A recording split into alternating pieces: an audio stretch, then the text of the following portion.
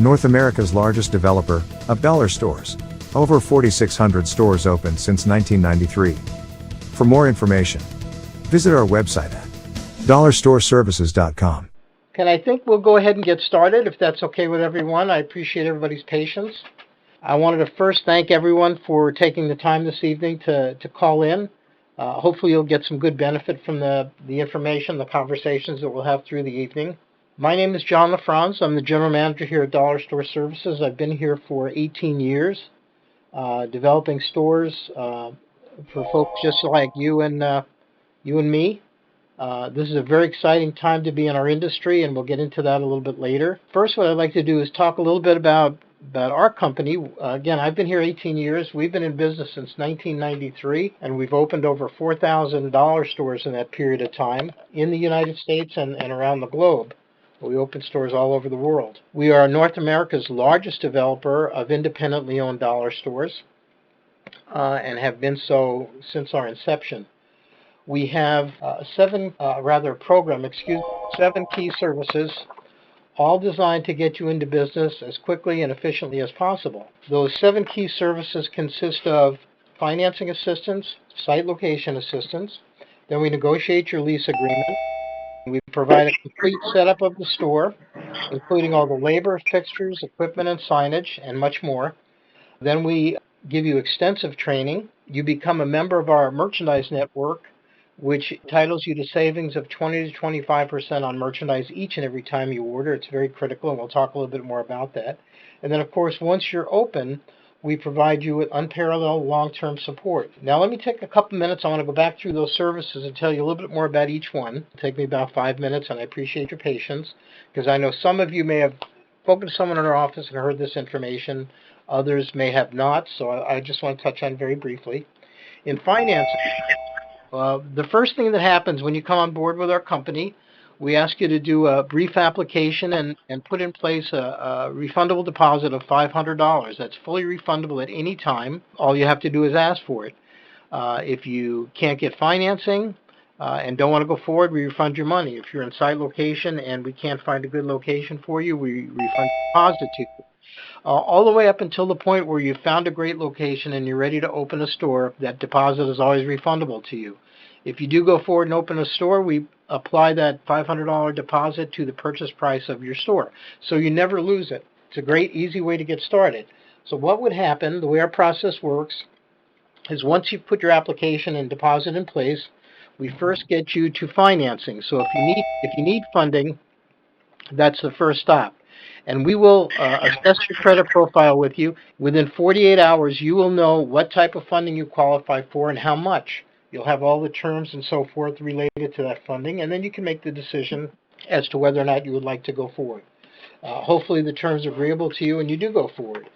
If so, we move you to and we have many different types of lenders. You know, we can work with SBA. We have lenders that offer business lines of credit, fixed rate, fixed term lending as well. We have a program where if you have a 401k or an IRA, you can roll it over and borrow the funds from yourself, basically, to open the store with very little or no penalty. So there are many different options for funding your store. So once you've made that decision as to how you're going to fund your store, we move you into our real estate and site location department. There you're assigned to a site locator and a leasing manager that will work your project. They're here in our office. We identify every location in the area that you've picked out for your store in the size range that you've decided to develop. We then eliminate the ones that don't fit our broad parameters in terms of location, proximity to competition, rental rates, and so on. Every other location that we believe is worthy of your review, we put up on a proprietary website that we have. It's called EasyTrack. And you will be able to see every bit of information about every location, demographics, population, traffic, who the competitors are and where they are, the household income, ethnicity, and so on. And then we'll ask you to visit those locations to give us your input, because you'll see things that we can't see. Is the shopping center well maintained? Is it well lit at night? Things like that. And then as we identify locations that we like and that you like, we'll negotiate on them to get to the final set of terms, how the landlord's going to deliver the space, what the rental rate's going to be, how much free rent you're going to get, and so on. And then with your approval, we negotiate and have them draft a final lease for you. In the meanwhile, we grade every location, and we grade every location in terms of all those key points, traffic, demographics, and so on. Our leasing managers here in our office each negotiate over 100 leases every year, so they're very skilled in what to look for. In leasing, it's very important to fold in as many protections for you as we can, and we work very hard to do that. Every lease starts with a letter of intent, and that tells the landlord, that we have interest in the space, what we're willing to pay in rent, and so on. And we cover all that with you before we ever submit one. But there are over 17 key provisions that we negotiate in every lease, and I'll give you a couple of examples. We always want to make sure that you have an exclusive use clause, which means nobody else can open up a dollar. We make sure that the restrooms are ADA compliant, and that means that they're handicapped accessible. If you signed a lease and you did not have that coverage, you might have to spend $10,000 to $15,000 to retrofit the restrooms just to comply with ADA. We don't want you to be faced with that, so we're going to make sure that you're protected in that way. And of course, we negotiate for other things as well, for the landlord to deliver a finished space with flooring and paint and the ceiling all in and ready to go. So we do everything we can to get as complete a lease package for you as we can. If you're in accord with the final terms of the lease, then we go forward and have you sign it. Then we move into the store setup, and we send a crew out to your store. We ship in all the fixtures, the merchandise, interior signage. We have a crew there to receive everything. They arrive on a Monday. We receive all the store fixtures and equipment. We start setting up the store, all the counters, putting slat wall on the walls, installing the interior signage. That's usually done by the end of the day, Monday or early Tuesday. The merchandise starts arriving late Monday or Tuesday, and as it comes in, we're receiving it, we're stocking it. So by the end of the week, usually by Friday or Saturday latest, your store is 100% ready to open. Fixtured, merchandise signed, cash registers in place, checkout counters in place, 100% ready to go.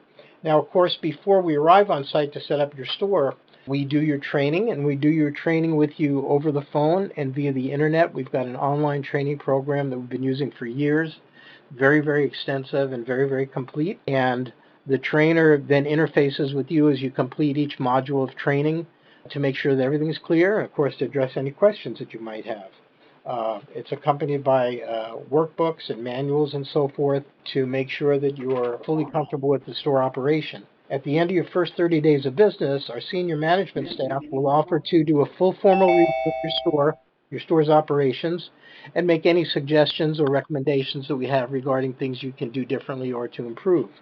As I mentioned earlier, you also become part of our supplier network, and you have access to over 85 suppliers that provide merchandise in all the different categories that we have in our stores.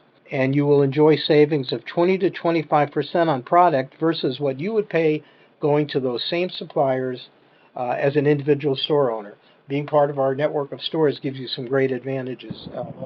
Just based on those discounts alone, if you were to buy $300,000 in inventory for your store next year, you would save $60,000 to $75,000 just because you're part of our network. It's very, very important. The merchandise system has some key components to it, and they are value, variety, and new merchandise.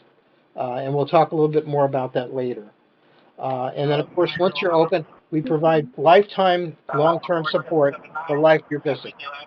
So once you're open, we provide extensive long-term support. We stay in regular contact with you for the first 90 to 120 days. We assign someone in our office to be in contact with your store virtually every day, helping you write replacement orders, getting ready for every season and holiday, and doing everything we can to help you maximize the sales in your store. We evaluate where your sales are coming from, and then we can make better recommendations as to the type of merchandise you should be adding to your store's assortment as you move forward. We do have several different store formats, and I want to talk about that for just a minute. Of course, we do the dollar-only store, which is like a Dollar Tree.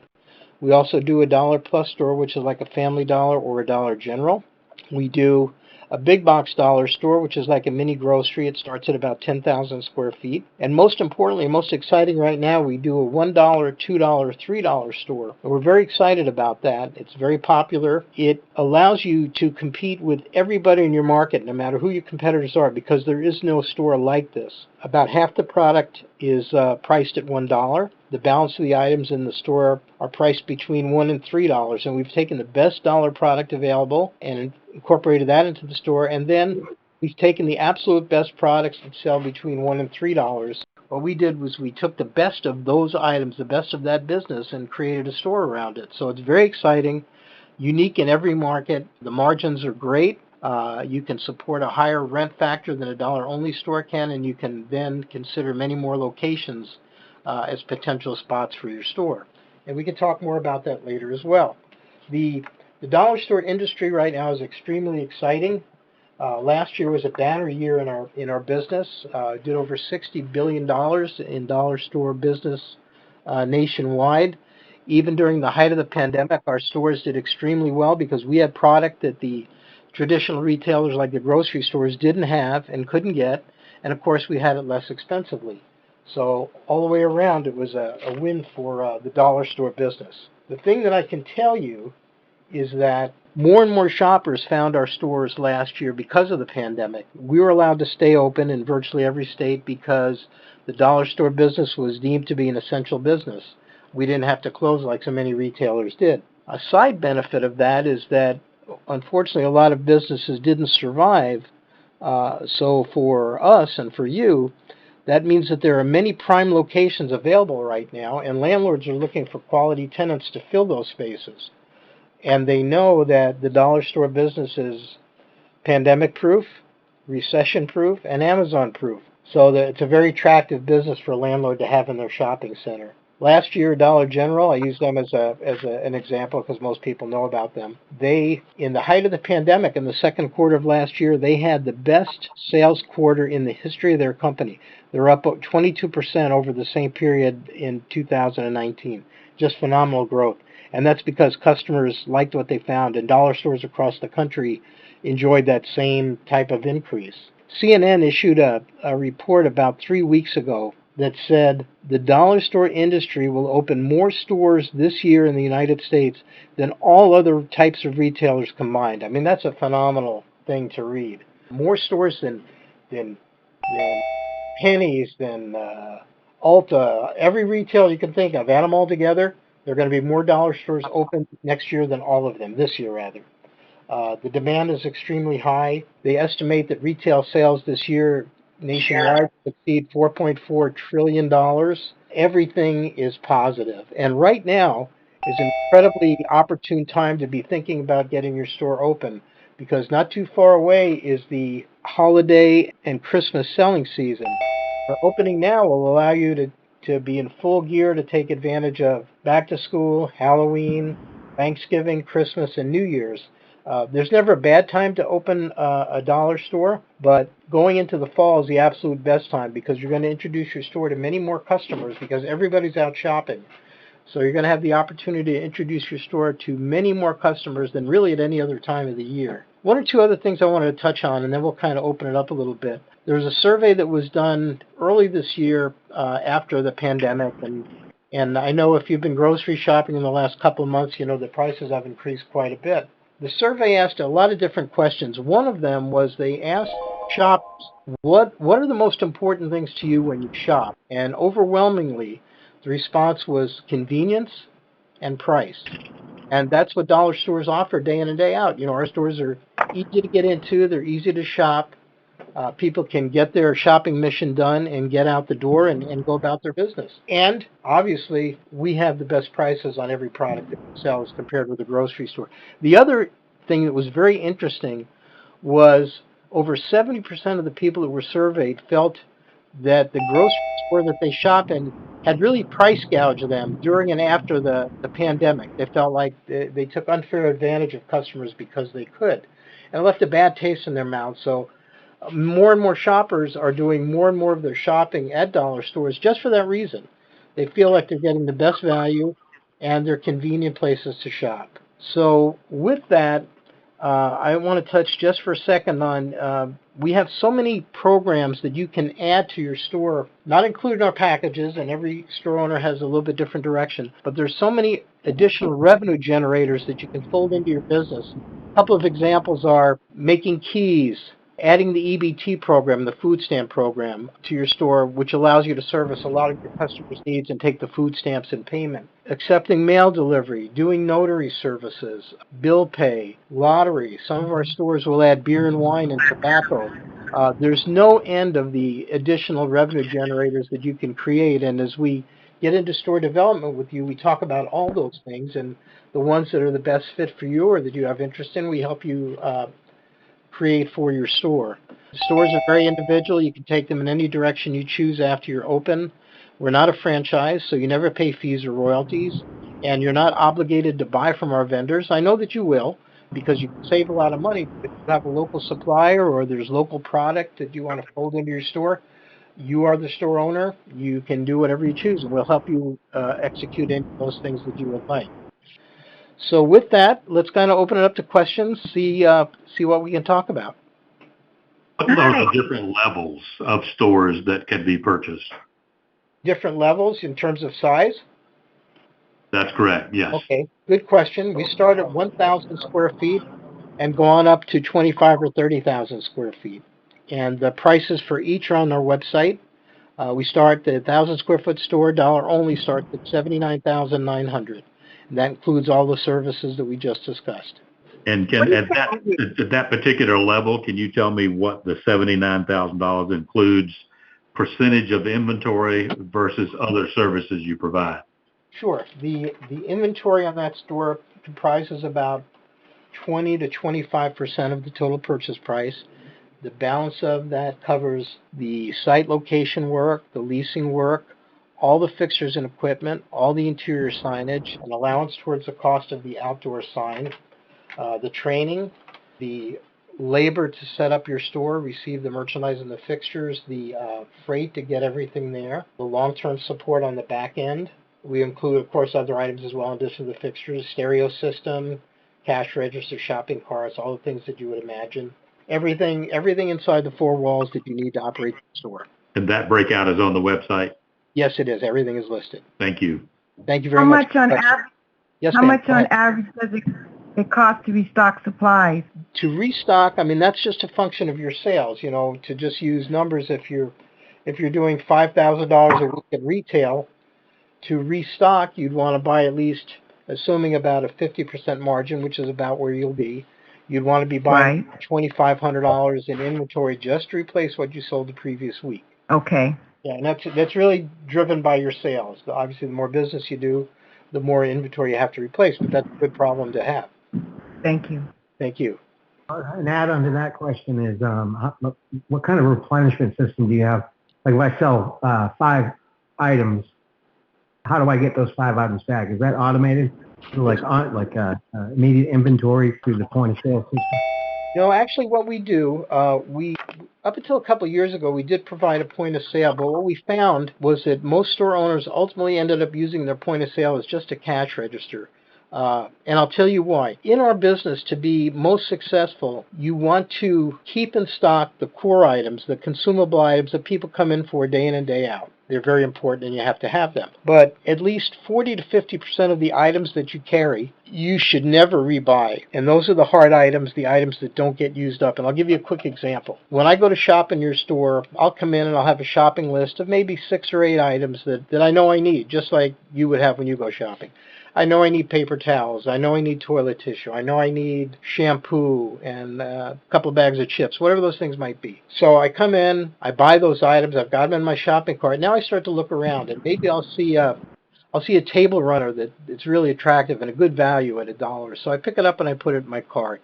And back in auto care, I may find a man-made chamois that I can use to clean my car on the weekend. So I pick that up, and a few toys for my grandkids, and maybe I see a really nice pizza cutter, so I'll grab that. So now my $8 transaction that I planned to make in your store is now $15 or $18 or $20 because now I'm buying items that I didn't know I needed.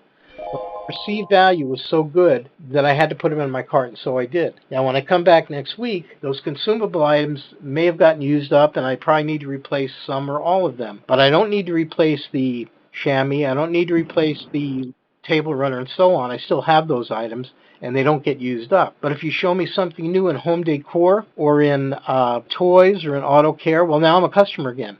And so what we found, what our owners actually found, is they spent a lot of time maintaining the data files in their point of sale system to capture information that they were never going to use because they're not going to rebuy fully half of the items in their store.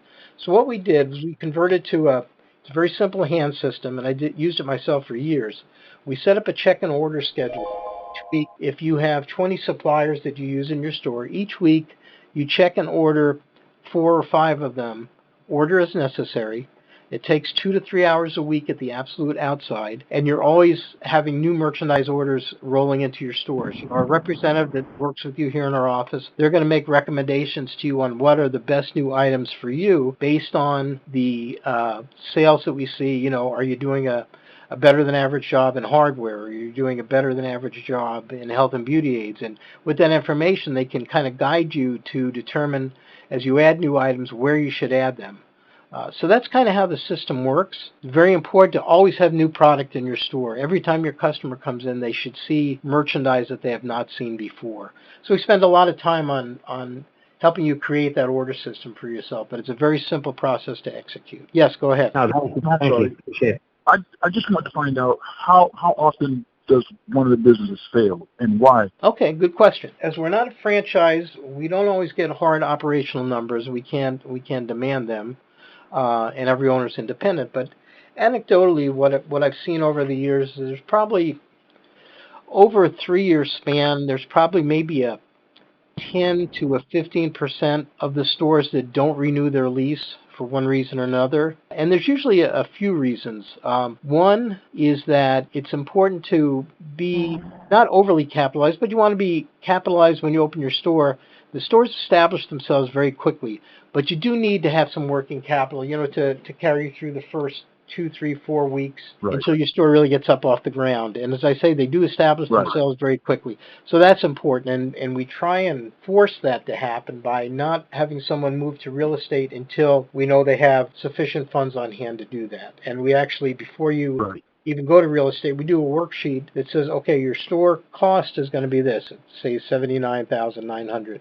And we're going to estimate that you need another $15,000 to $20,000 for working capital, for rent deposits, for some utility deposits, and then to have some funds to carry you through that first 3 or 4 weeks to make sure that you're well situated to do that. The second reason that I see sometimes stores may struggle is that, quite honestly, despite our best efforts, sometimes an owner may select a location that we just can't endorse. In fact, I was dealing with an individual the other day, and he's very much in love with this location, but there's some negatives to it. There's a competitor pretty close, number one. It's not as visible from the street as I would like, and the rent's a little higher than we can recommend. So we talked through those things, and he was still bound and determined to go forward. So I said, what I'm going to do is I'm going to put this in letter form. I'm going to send it to you, and then let's talk through it again. So I did, and I have a document. I call it a site exception letter, and I sent it to him. And I said, I understand you really want to move forward with this location. We just can't endorse it because of these reasons. And I said, but if you're determined to go forward, and sometimes, a client may see something that we don't see. Maybe there's a big development on the horizon. There's going to be a lot more homes being built, So, I have to sometimes yield to the customer. I always will. But in this case, he said, you know what? He said, maybe we should look a little bit more. And I was very happy to hear him say that. Now, we may go back to that location, but I want to make sure that, we've done everything we can to make sure that everybody makes the best possible decision. So sometimes that happens. Somebody may sometimes select a location that we just don't feel good about, but ultimately it's their business, and we do what we can to negotiate the best possible deal for them. The other thing that sometimes happens, and with first-time business owners, this does happen. Once in a while, I will say this is a hard business to run, because it's not. It's a very simple business to run, and I did it myself for many years, and I loved it. But what I know is that everything You're easier from the outside than the inside. And it's like owning any other business or having a job. You know, you have to show up every day. You got to devote the time and energy to build your business and make it go. And it can be very, very rewarding. But some people just aren't wired that way, and you know they just don't have that degree of dedication that you need to really make a business thrive.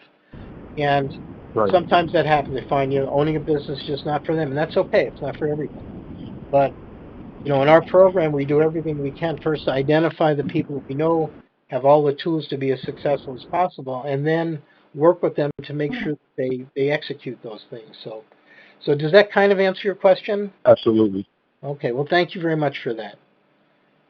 Next question. I have a question. Thank you. Yes, sir. Go ahead. I just want to give you an hypothetical situation for a minute. If you have the merchandise in the store, and let's say you sold everything that was first supplied to you, what would be the profit margin compared to the 79,000? I mean, I wanna take a case in point, like you just sold everything once everything was supplied on the first day, and you sold in a week. You sold everything in a week. That would be wonderful. What would be the profit? Yeah, what would be the profit margin? What would Okay. compared to your 79,000? Okay. So say the inventory was $16,000 it cost, just to use a number. That would be about $30,000 to $32,000 at retail, and so your profit would be approximately $14,000 to $15,000. Almost. So how much of that? Almost double your cost. Okay, so how much of that is paid in terms of getting new merchandise? Well, what you want to do is you want to be ordering merchandise every week as you're selling. And the average cost of goods in a dollar-only store is going to be about 54 to 55 cents. So every time you sell an item for $1, it costs you 55 cents, just to use those numbers. So if you sold one item this week, it costs you 55 cents. You'd have to buy another item at 55 cents to replace it, and your profit would be 45 cents on that item. My question is that how much do you pay, like on a monthly basis? I mean, for the dollar store. I mean, let's say $79,000 store. How much do you pay on a monthly basis? Because I want to see how to capture that if I have to sell everything in the store on my first week or two. Just a thought. Okay, so just so I understand your question, you want to know how much merchandise you need to rebuy every month? My question is, how much do you pay back on a monthly basis for the loan? Okay, I see. If you have a It really depends on the type of loan that you get, and that's something I can't really answer right now. But once you decide to go forward in finance, as I mentioned, you might not have been at the beginning of the call, but as soon as you go into finance, you do your application deposit, they'll be able to tell you within 48 hours what type of loan you qualify for, what the terms will be, how long you have to pay it back, what the interest rates are, and so forth, and then we can easily compute that for you. Yeah, that's a hard question to answer sitting here tonight, but certainly you would have that information before you ever decided to go forward. Typically, how many people does it take to run a small store? Okay, 1,000 square foot store requires about 80 man hours a week, approximately that. So if you were an owner operator, you would account for 40 or 50 of those hours. So you'd have to pay wages for another 24, 25 hours. If you're going to be primarily absentee, then of course you'd have to support wages for the bulk of those work hours. And I would imagine that the average is a minimum wage. That would be correct. And primarily part-time employees I always recommend, which gives you much more flexibility. If employee one calls sick, you have somebody that's working, hey, can you stay a couple extra hours? It doesn't cost you overtime. It's straight time for that person. So it gives you a lot. Are there any estimates on what a 1,000 square foot store would usually produce annually? It's going to vary, obviously, to a pretty good degree based on the location. We usually geography. Exactly, and density of people and everything else. We normally look for a store to do not less than maybe $190 a square foot. So a 1,000 square foot store would generate about $190,000 in gross sales, something in that range. Okay, and then just the average net profit of a store like that? The gross margin of merchandise in a dollar-only store, again, is going to be about 45%. Right. A dollar plus about 50%. So you could say, using round numbers, about half of your gross sales would be gross profit, and from that, you deduct, your expenses, your rent, whatever wages you have, utilities, and so on. One thing we do is part of our process, because obviously the goal is to make money. Otherwise, why do this?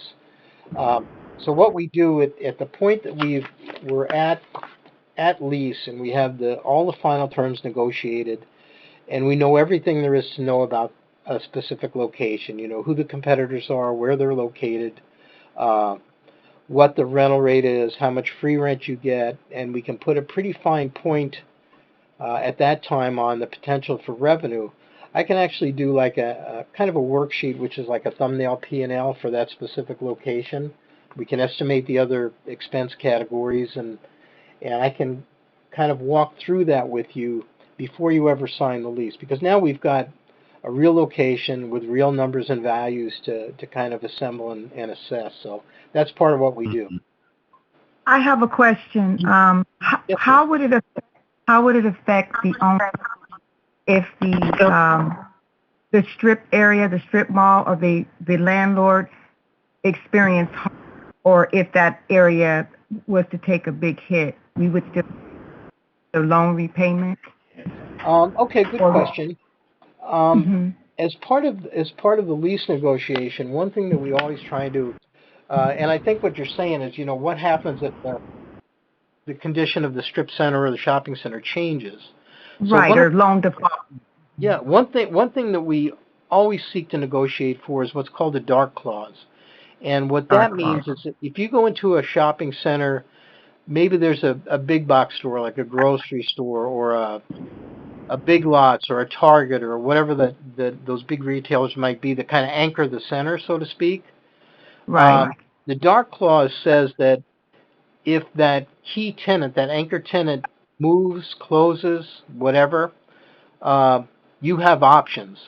And one of the options, and it depends, each negotiate's a little bit different, but we're going to negotiate for you to either have the ability to void your lease and step away and relocate your store, or if the landlord is saying, well, we're going to have a new tenant here in short order, then maybe your rent is suspended until they do that, or you pay a percentage rent based on your sales. We negotiate whatever protections we can in the event that can happen, because from time to time it does. Right. Okay. So it's kind of anchored by the bigger boy on the block. Right. So we want to make sure if the bigger boy leaves town, you're not left holding the bag, so to speak. Great. Thank you. You bet. Good question. I have a question. Yes, go ahead. What is the monthly rent of the shop of 1,000 square feet? The monthly rent? Yeah. It's going to vary a lot by area. It's very hard to say. Depending on where you are, I've seen rents as low as 50 to 75 cents a foot, and in more urban areas they're higher. But what's important about rent is not the number, but what does the rent buy you in terms of the ability to do sales? Sometimes a rent of 50 cents a foot may be too low because you're in an area where you can't do business, whereas a rent of $1.50 a foot may be a real value because you're in a very high traffic area. So as part of our process, as I said, once we know what the rental rates are, we can do kind of a worksheet for you that'll show you the potential of that store at that rent, and then we can help you make the best decision about that location. Okay, thank you. You're welcome. Hi, I have a question. Yes, go ahead. I wanted to know what are the delivery fees if we have delivery every week or every month? Okay, your freight costs? They're going to run on average about 7% of the cost of the merchandise. Now, some suppliers don't have a freight charge. They ship freight prepaid. Some suppliers have a cap. If you buy a certain amount of merchandise, they'll cap the freight at a certain rate. But on average, over the course of all the suppliers that you use, probably about 7% of cost is going to be your freight cost. And what that really means is if you have an item that you're buying that costs 50 cents, if you take that 7%, let me do that on the calculator. That's about 3 to 3.5 cents freight cost for that item. So that 50-cent item would cost you 3 to 3.5 cents to get in your store. So your landed cost, Okay. we call that landed cost, would be about 53 cents. Okay, thank you. I have another question. Yes, sir. Go ahead. Yeah, it's 79,000 is at a time payment. I have to. No, the $79.9 is a one-time payment for us to set up your store. One time, but it's at a time or installment. Well, you would get a loan. We would help you get a loan, and you would pay back the loan. The loan would pay us for the store, and then you would pay back the loan. I have a question. Yes, sir. Go ahead. From the $79,000, does that it doesn't include the first month rent? It doesn't include the first freight, or does it? Just a question. It does not include the rent. It does include everything else, including the merchandise and the cost of getting it there. Okay. Yeah, it's very hard to include the rent because it varies so much by area.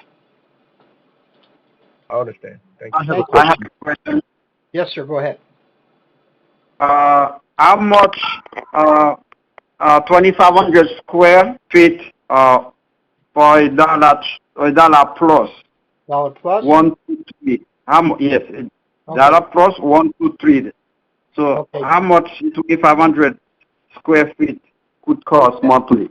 That would be the cost of the store would be $132,900. 132? Yes, 132.9. Okay. My second question is what is the difference between the dollar plus 1, 2, 3 and the $3? And you mean the dollar only store? Yes. Yeah. Well, the difference is in the amount and the cost of the merchandise. In a dollar only store, everything sells for $1, so the cost of the merchandise is less. In a dollar plus or a 1, 2, 3 store, you have merchandise that sells for more, so it costs more. So we have to include more inventory dollars in those store packages because you need it to buy the merchandise, for us to buy the merchandise that you need to fill that store. Okay. I have two questions, if you don't mind. No, go ahead. Question, this is Murad here. The yes, first Murad, go ahead. question, I think Danny asked this question earlier. I need a little bit clearer answer. If I am the owner, I don't want to put any single minute in the operating more than running the business from the financial part. For the 1,500 square foot, how many workers I need to have, either part-time or full-time? That's the first question. Okay. And the second question, oh my goodness, the second question, how far away from any Dollar General or Dollar Tree you can build the dollar store? How far away, how many miles away from them? Okay. First answer is for a 1,500 square foot store, you're going to need about 85 to 90 work hours. 85 to 90. Okay. That's what it would take. That's what it would take to staff the store. As far as so you may need one full time and two part timers, or two full time maybe. Probably one full time and 2 to 3 part timers. And when we and get how to many that point, cashier? Yes. Ahead, how many cashier in the 1,500? You need 2 or 3? Usually 1 to 2, depending on how the store can lay out. Okay. And then as far as spacing between your store and a competitor, it's not just simply distance. It has to do with population too. So what we do is, as we start to look at potential locations, we look first at pockets where you are going to be the best shopping option for a certain amount of people, and it's going to vary based on the area that you're in, the geography, and so on. But we want to make sure that you have what I would call a dedicated base of potential customers. So 1 mile may be too far, 1 mile may be too close. But what we do is, as we start to get into site location, there's a little bit more to it than that, but we'll talk about that when we get to that place. and you'll Great. kind of Saying that, I don't want to steal other people's time. Just last question. The best location for the dollar store, is it like in a plaza? Has like small businesses like cut hair, like massage, like a beauty, or is it next to big grocery store, or what? How can you describe the best location? Obviously, we are saying visibility is one of important things, but where you want to put your own dollar store to make it successful?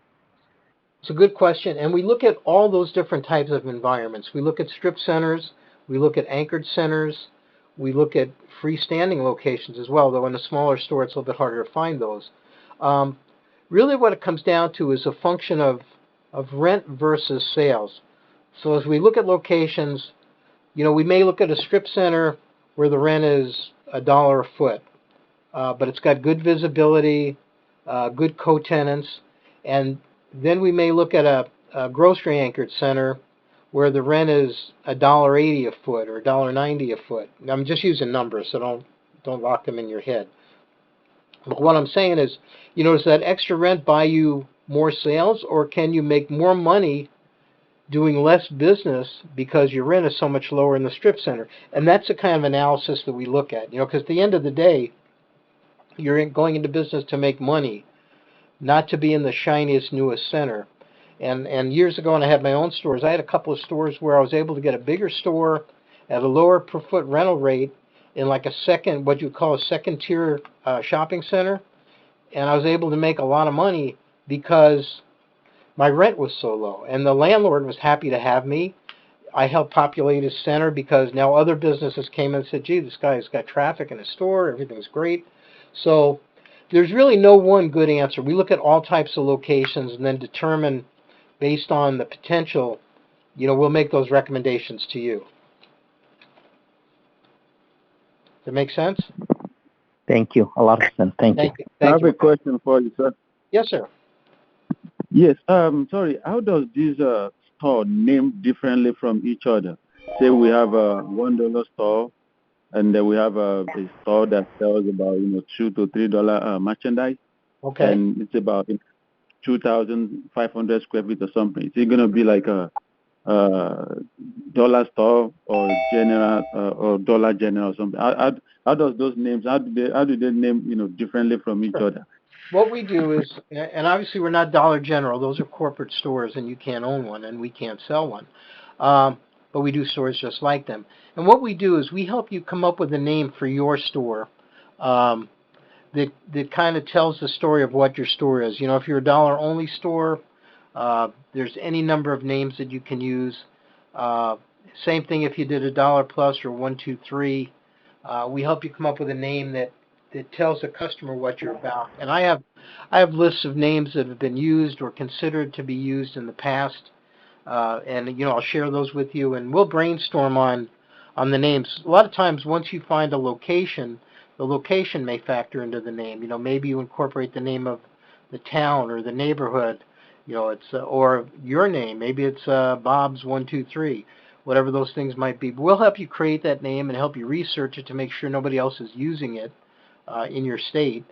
But yeah, you can be as individual as you want with the naming of your store, and you want to do it in such a way that a few years down the road, if you want to open a second or a third store, you kind of establish a brand for yourself, which is a great thing. Mm-hmm.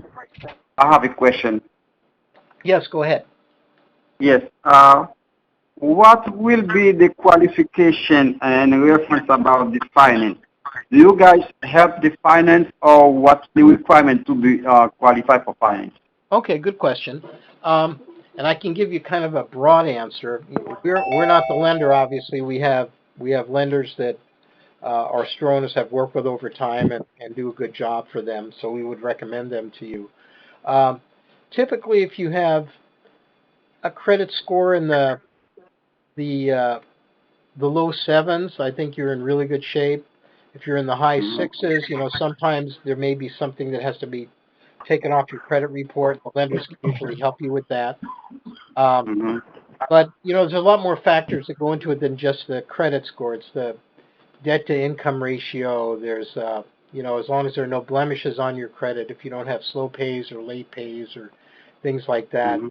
And as I say, a lot of time, if you do have those things, and lots of people do, every time I look at my credit report, I see something I haven't seen before. So it seems like those things have a life of their own. But the lenders are most often able to help you eliminate those little blemishes and so forth that are on your credit, and that'll raise your score to a level that you need to have it to get that financing.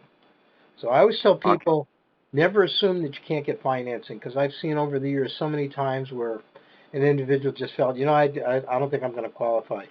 And we get them on board. Sometimes the lender has to do a little bit of work with them, and all of a sudden they're operating a store. So never say never. Okay, one I have question a for you. question. Okay, Yes, go ahead, ma'am. Yes, I have a question. Do they accept that type of business in all city? Do all city allow the 99-cent store? I didn't understand the first part of your question. I'm sorry. Okay, like for example, in California, anywhere you want to open, all city, they accept you open 99-cent store? Yeah, absolutely. There are a couple of communities that they kind of have a moratorium on dollar stores because they feel there are too many. I've never quite understood that. I know that Riverside, I believe, is one right now. They're very, very strict about accepting new dollar stores because they feel there are too many. I never quite understood the government's role in that, but for the most part, no, it's never an issue. Virtually every community is welcoming of dollar type stores because they provide value for their citizens. People like it. Okay, John, Now, I have a question. Yes, go ahead. Can I just ask a quick question? Yeah, go ahead. How does expiry dates affect the business? Because I know some items have expiry dates and so on. Just a thought. Okay. I want to clarify because you already been an expert in the business. How does expiry dates? Because some items will expire basically. Sure. So how does that expire? You send those items back, or are they getting replaced, or you have to just throw them away? Just my thought. Okay, very, very quick answer. You do own the merchandise once you buy it. You don't have return rights based on expiration dates. But what I will say is that most of our suppliers, because we do a lot of business with them, our stores do a lot of business with them, they ship in very small quantities. So it's not like you have to have 144 pieces of bag of potato chips. You can buy 12 or 24. So you never have a lot of inventory. And the dates typically in the food products and in the health and beauty aids products, the stuff that you buy, the over-the-counter drugs like aspirins and so forth, have very long shelf lives. But you do have to watch them, and make sure you always rotate your stock, have the closest dates in the front and the longer dates in the back, so you're constantly moving that inventory out. So yes, you do own it, but you don't have a lot of depth in any one item because you don't have to buy a lot of any one item. So it's very rare that you would have to toss some product because it went out of date. And what I did as a store owner, and what store owners do today, is if you have an item or two where maybe you have 6 or 8 pieces left on the counter and they're going to go out of date in 14 days or 3 weeks or whatever, mark them down. Mark them down to cost or close to cost, flag them, and get them out of your store. So at least you get your cost back out of that item, and you go back and rebuy another one. So does that answer your question? Good. Yes, ma'am. So Yes, ma'am. You had a question. Go ahead. Yes. So I wanted to know about the financing. Do you have a program that assists females in getting like loans outside of the traditional system of getting a loan? We do not, but I think SBA, SBA does have a program like that. Okay. For women, for minorities, and there are some other protected groups that they have some preferential funding for. So we can certainly investigate that with you. Usually with SBA, you have to go through a local lender. But what we're able to do is, if you are pursuing an SBA loan, we can provide you with all the supporting documents that you need, a business plan. We can identify a location, and do the analysis of that location, which is something that SBA usually wants. So we can Right. support So you. We can do all that you for do you. whatever you can to help the potential owner. Absolutely. Absolutely. Okay. Thank you. Thank you. John, I have a question. Can I actually about items? Sure. Tell me more about vending slash cooler. That's one item. The second item, gift cards. You know, the Visa gift cards. That's the second item. And the third item, can I add items by my own? I mean, I feel these items in my area, they are very, very good, hot and sale, and it is not available with the merchandise inventory, and I can buy it from my own. Yes. Okay. 3 good questions. First one had to do with the coolers and so forth. And while they're not included in our package, I can help you source them. And I can tell you there's a lot of very good lightly used equipment available right now because unfortunately some business did not survive last year.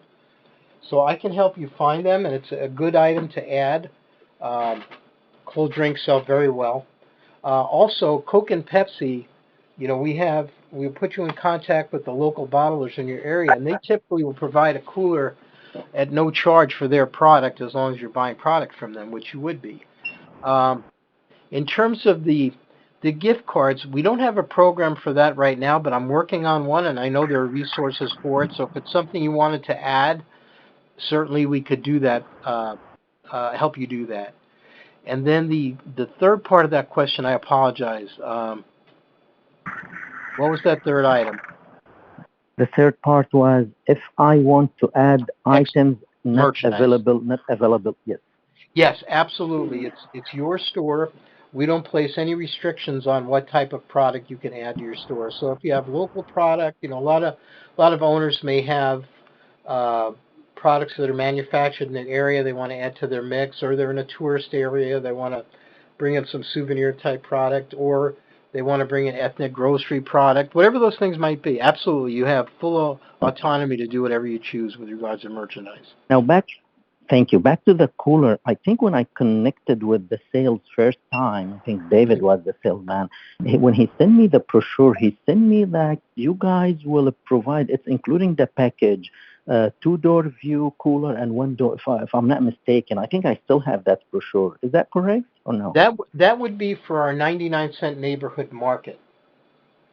And yes, in that package we do that. It's more of a convenience store as opposed to a true dollar store. But in that package, yes, we do. So I just want to piggyback on that. It's not in the dollar plus or the 1, 2, 3. No, it's not. Ooh, okay. Okay, no problem. Okay, excuse me. I want to piggyback on this question because if you bring your items in, that means you can price them at will. Yes, they don't have to be $1. No, you can increase the price on those items. Yeah, in other words, if you want to add, say you wanted to add Asian grocery products to your store, and you have a local supplier for them, they would sell for more than $1. Yeah, you would price them at a retail where you can make some money, and just sign that area up a little bit differently so that people understand that product is not $1. And in a dollar plus store, it's very easy to add it because your store is structured that way. I have a question. First time caller here. I have a question. Okay, there was a gentleman before the first time caller. Okay. You said you had owned some stores yourself before. Can you tell us why you don't know them and how profitable you were, if you can answer that? Sure.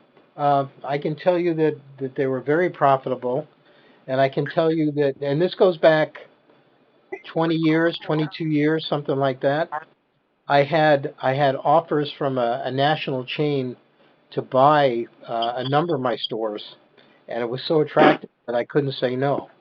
I also knew that if I did say no, they'd probably build a store right next to me. So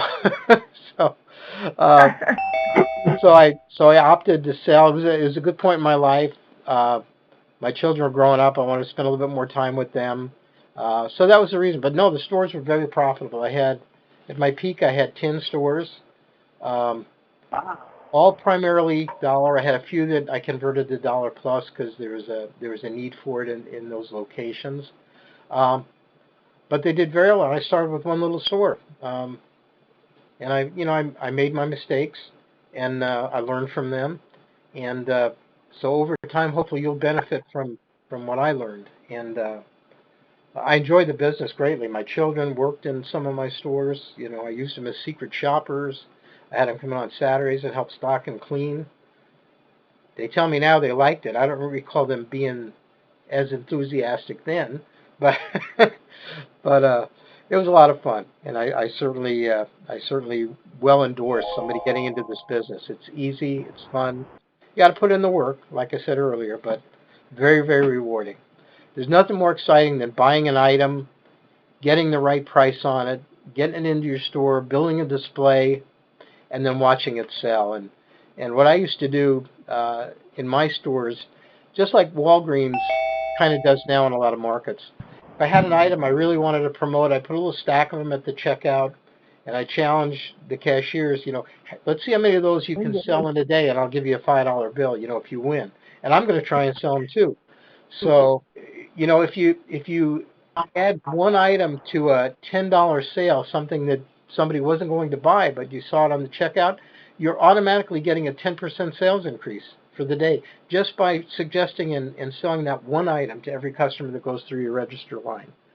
It's a fun business. Go ahead. Thank you. Sorry, I didn't mean to get off the track. Hi.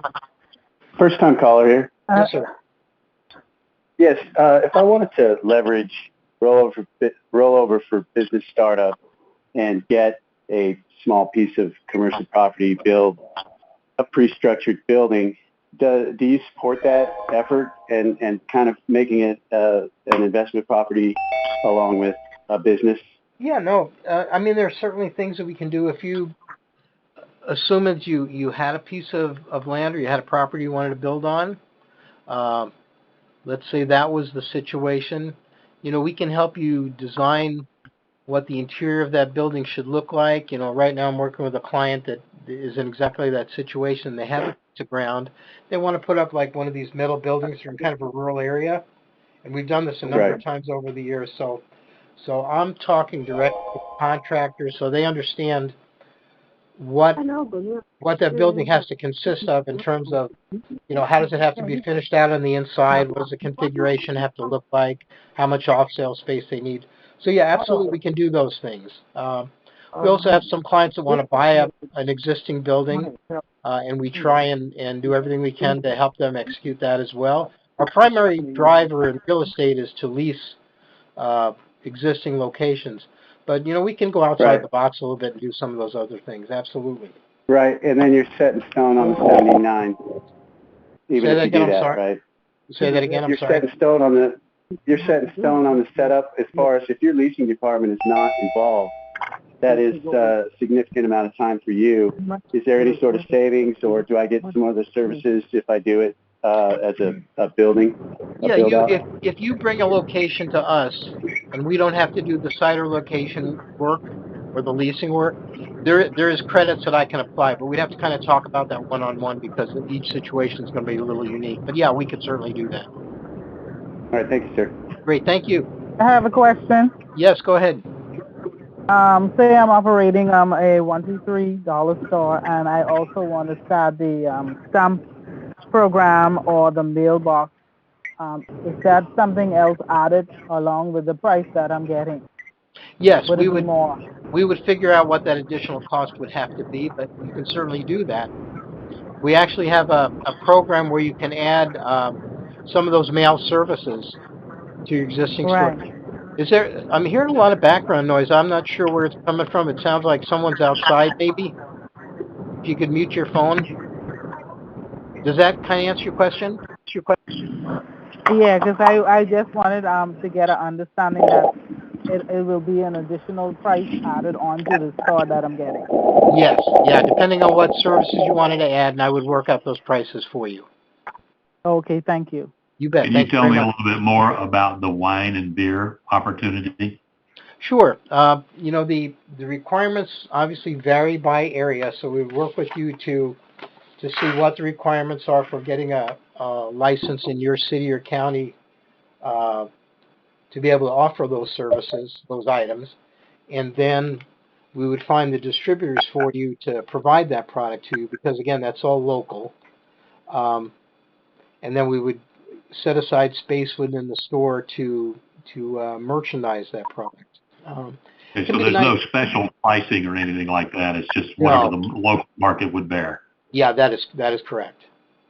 That is correct. Yeah, it's all driven by local suppliers, so it's hard for us to have any kind of commonality, I guess, in terms of the pricing for that type of product. But we can help you execute it for sure. Hey, John, I have a question. Yes, sir. I have a question too. Okay, hold on one second, young lady. Go ahead, sir.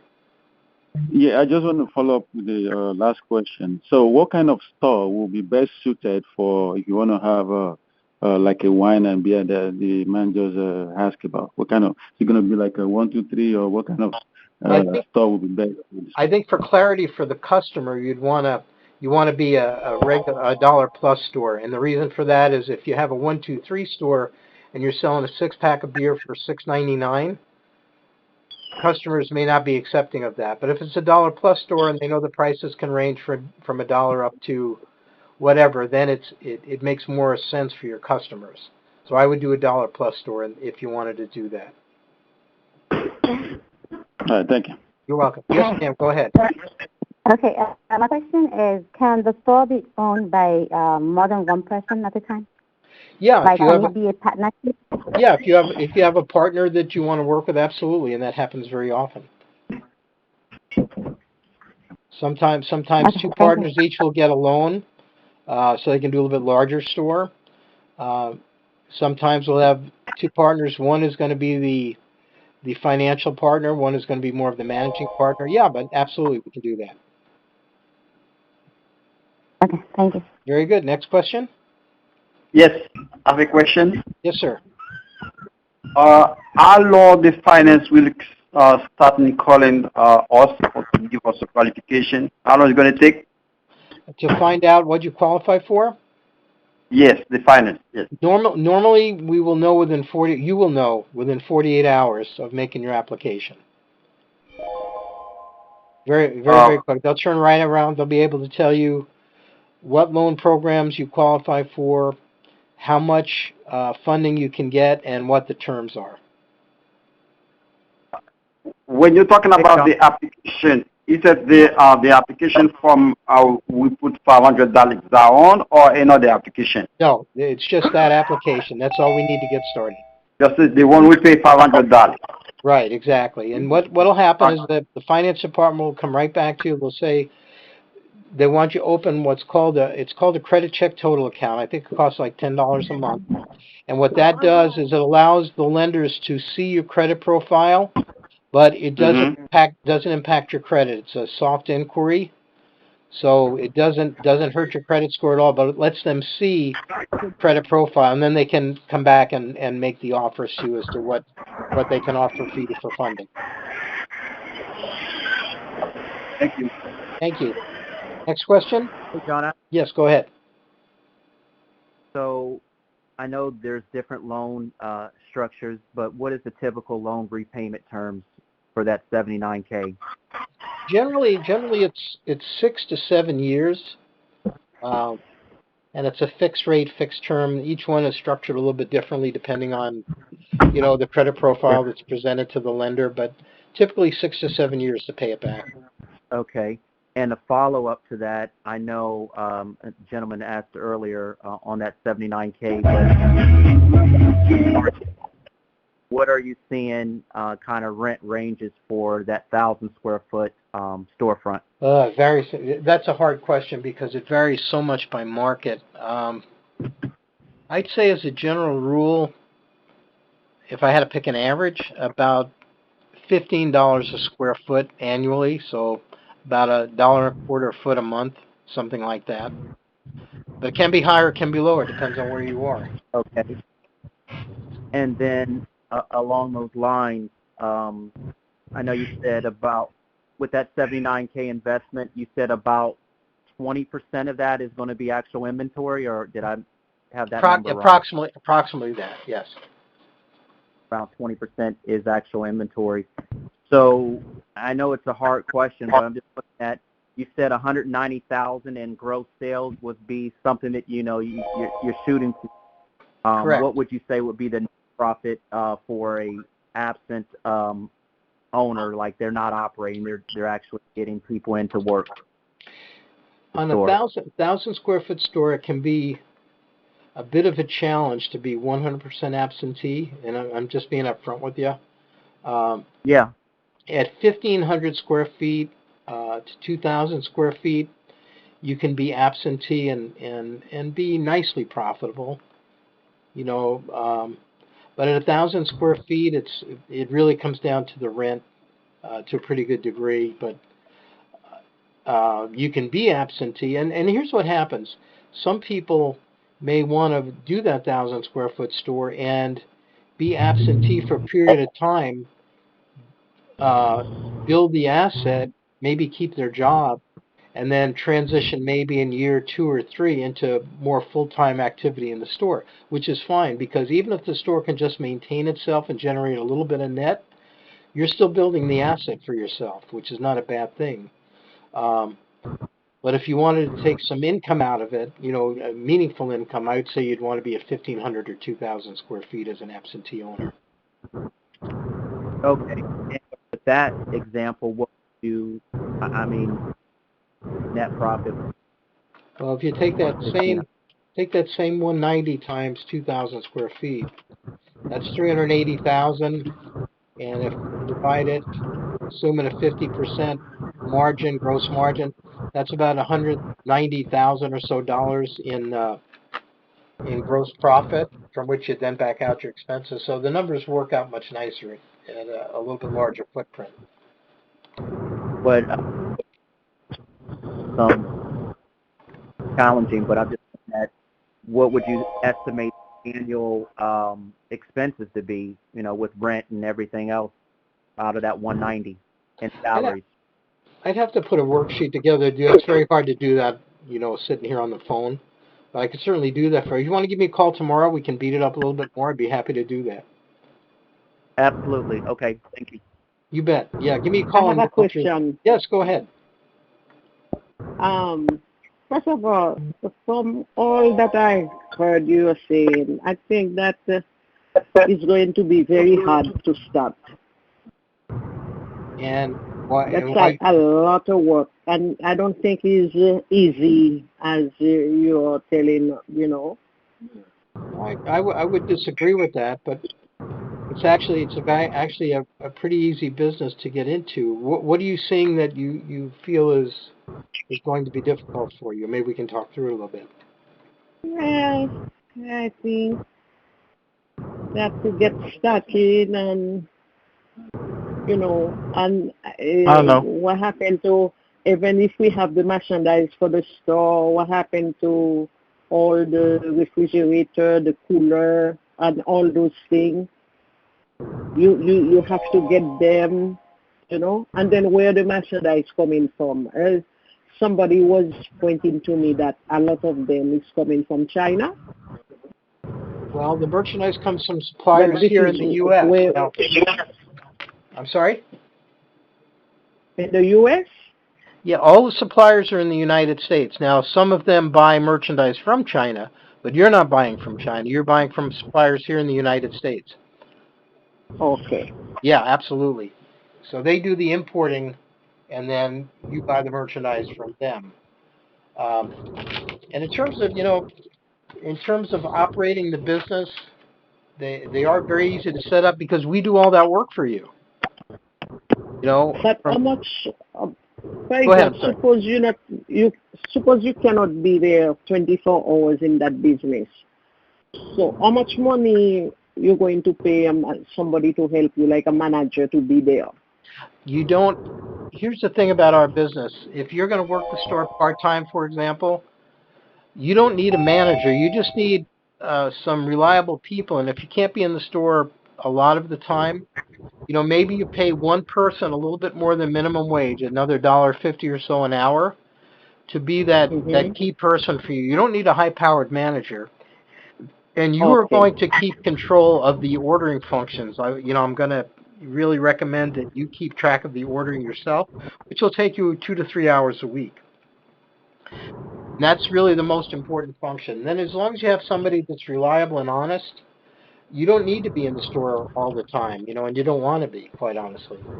But you want to Yeah, of course, keep... and maybe, Go ahead. Maybe you're going to have camera and some, system set up there too. Yeah, exactly. You can have, a lot of our owners will put a camera system in the store so they can see what's happening in the store at any time on their phone or on their computer if they're sitting at home. Very easy to manage the stores, even remotely. The key is to hire the right people, and we work very hard to help you learn how to do that, how to screen people, how to hire them, how to keep the controls in place so you can control the cash and other shrinkage potentials. So spend a lot of time with that. In your typical store, what's the typical breakdown of cash to credit card transactions? It's more debit card than credit card. And I would say probably most of the stores, about 60% or more cash. The balance would be debit cards. Small percentage would be credit cards. And demographically, is it better to put it in a lower end demographic than a higher end? Obviously, more rent and a lot of convenience there, but what are the most productive stores in terms of geography? Good question. What I look at is, and let me preface that by saying every store will work well. Every size store will work well in the right environment. If you're in a more affluent area, the population tends to be less dense, so that's a factor that I look at. I always look for, and again, these aren't set in stone, but one of the key things that I look for is household income. And I look for household income to be, for maybe 50% of the households within 3 miles, to have total incomes of $75,000 or less. That's kind of a target customer. So I look at that, and then the other thing I look at is the density of population, and then that's more subjective because the areas can vary so much. One area, a 3 mile population at 30,000 might be great, and another area might be too small. And then I look at stores in some of the 5 boroughs in New York where we're doing some work right now, and there's 250,000 people within half a mile, so yeah, it's a little bit different. But we analyze each one based on all of those different factors, and then hopefully make the best determination as to what works. Household income's a big number, and it's funny. I read an article a couple of years ago. I don't know what part of the country you're in, but there's a chain called 99 Only, which is fairly prevalent in the western states, and their number one store is on Rodeo Drive in Beverly Hills. So I wouldn't doubt that. Not really dense population. I have a question. But very trendy. Go ahead, ma'am. In California, which area you could think will be good, best to have a dollar store, 99 cents? Oh, almost Well, every area. 99 cents, because I always like the 99 cents because they sell vegetable. You get all your fruit and vegetable there. But what happens when those things spoil, like they don't sell? In our stores, we don't have our stores put produce in for that very reason. There's not a lot of margin in it, and there is a percentage of loss, so we don't even have our stores merchandise that product. Oh. Yeah. Yeah, it's just. I have a question. It's go ahead. It's just not a profitable part of the business to be in, so we don't recommend it. Go ahead.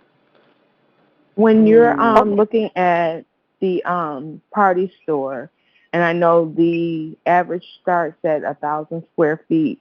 What if you wanted to do a 1,500 square foot party store? What would the startup cost be then? Okay. Well, we're really not talking about party tonight, but let me check that for you.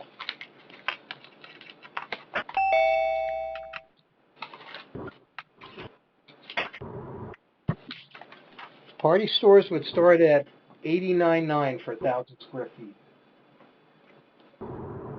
Okay, and does it go double for every 1,000 square feet? Now, it doesn't double, but it does go up based on size about, and I don't have the numbers in front of me, I apologize, but about $10,000 to $13,000 per 500 square feet.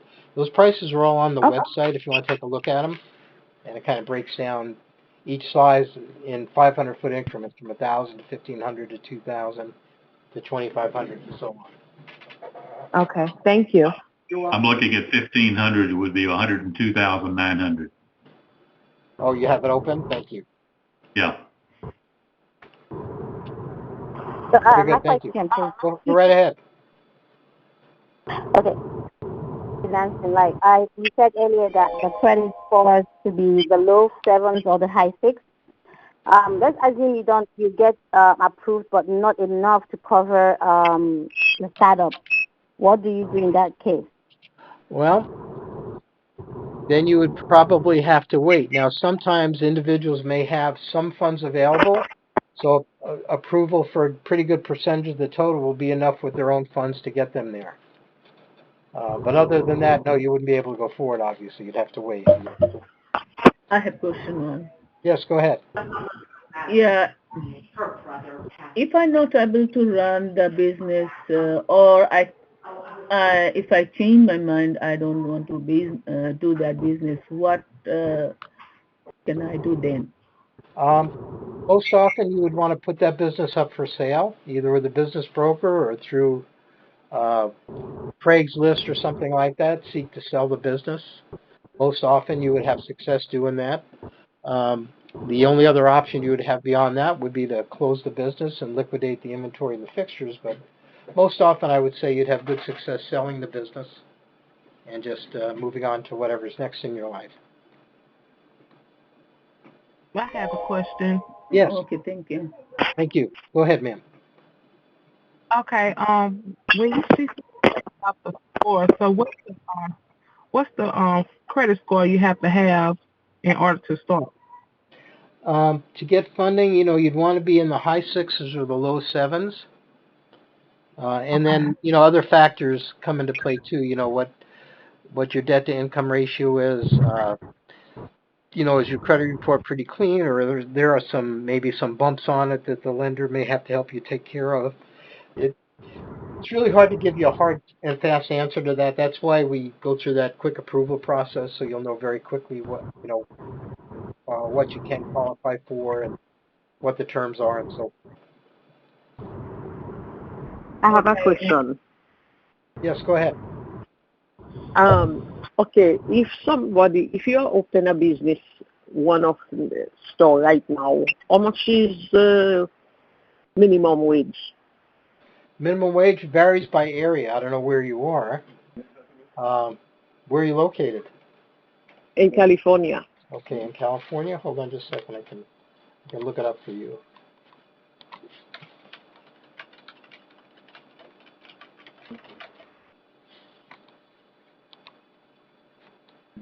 Minimum wage in California for employers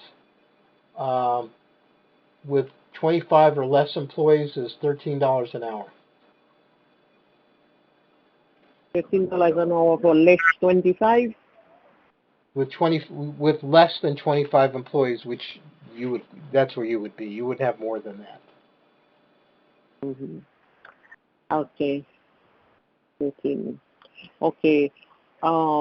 If I have a place that I want you to check it out, I can give you the address and for you to check out if they are leasing or because that place has been closed for about 4 years now. Yeah, if you want to give me a call in the morning or give me a number and I'll call you and I'll get that information, we can do that for you, sure. Yes. Why don't I give you my number and you can call me in the morning? Yes. Are you ready? Yes, I'm ready. Go 702 637 3389. Say again, please. 702-637-3389. Okay. Yeah, give me a Okay, call, your get the name? information from you, and I'll check it out. Okay, Yes, your name, okay. please. My name is John LaFronz. Okay. Okay. John Early in the LaFrance? morning? Yeah, I'm on West Coast time, so I'm in here by 7 o'clock, or 8 o'clock tomorrow, actually, I'm sorry. Okay. Very good. Yeah, another question I have a question. Okay, Thank hold you. on 1 second, though. There is some noise in the background, and if somebody's outside, if maybe you could mute your phone. I hear a lot of wind. There you go. Yes, ma'am, go ahead. I have a Yeah. question. If I have land, do you set up a shop on there? No, you would have to build a building. That's outside of what we do. We can help you design it, but you would actually have to build it, and then we would come in and set up the store inside of it. Oh. Yeah, we're not in the construction business. Oh, okay, I got it. Good question, though. When you have to get the building built, how do you go about getting the built? If you have the land, you just have to find a contractor and get a bid on the type of building that you want, and then get it built. You know, a lot of people will do these steel buildings. They're I would say they're inexpensive, but they're pretty cost effective as opposed to building from scratch. And we can talk through those things with you, but yeah, it's something that you would have to do. Okay, what if we find a building that's already built and let's just go in there? How you go about doing that? If you were to buy the building, we would just tell you what you need to do on the inside to get it ready, and then we would come set up your store. Okay. Yeah, absolutely. Next question? As it relates to inventory, supply, do the owners and do we sit down and we create a list together of the products that we're going to have? It's a very good question. Thank you. The way that works is when we're ready to actually do those opening orders for your store, our merchandise manager will have all the information about your location, the demographics, the household income, the traffic. She'll know everything about the businesses around the location. She'll have a map of the shopping center. She'll know who the competitors are and where they are. Then she'll get on the phone with you and she'll talk through any special merchandise needs that you might have identified. You know, are there schools nearby? Is there a senior citizens community in the area? Whatever those things might be. And then and any special needs that you've identified. And then with all of that information, she'll then sit down and write a recommended set of orders, and then she'll send them to you, and you and she will review them together, and you'll be able to make any changes, additions, deletions that you would like to make, because we want you to be fully involved with what's going to be in your store, and we want that process to be totally transparent. So you'll approve all those orders before we finalize any of them. Okay. Good question. Thank you for that. Thank you, too. Yes, any other questions? Yes, go ahead. Yes. I know training is online and virtual, but for the real estate team, for them to help us find a good location, would we be with the local people, or do you guys do that from your home office and just do that virtually also? We do virtually all of the front-end research here. Now, as we start to zero in on a location, usually a local broker is going to have that listing, or a local landlord obviously is going to have the location. So at that point, we'll coordinate with them just to get you into the space, but we're evaluating the locations and we're doing the negotiation with that individual. But they're basically providing access to you to get into the space, because we want to know what the inside looks like. We want to know what we have to ask the landlord to do. So we'll have you go in. At that point, if we see a location that we like and you like, we'll say, you know, let's make arrangements with Joe the broker. We'll have you meet him there. You can go into the space, take some pictures, and then give us the feedback so we know what we need to negotiate for. But yeah, it's all controlled from here, absolutely. Okay, and the ongoing training too, is that just virtual, or will somebody be coming into our store to observe and give us feedback, or is that virtual also? It's primarily virtual, but what a lot of our store owners do, which is great, is they'll either do a video or we'll do FaceTime with them. You know, whatever works out best. And sometimes we may have a store where maybe a category is underperforming, so I'll have the store owner take photographs of that particular section or sections, send them to us.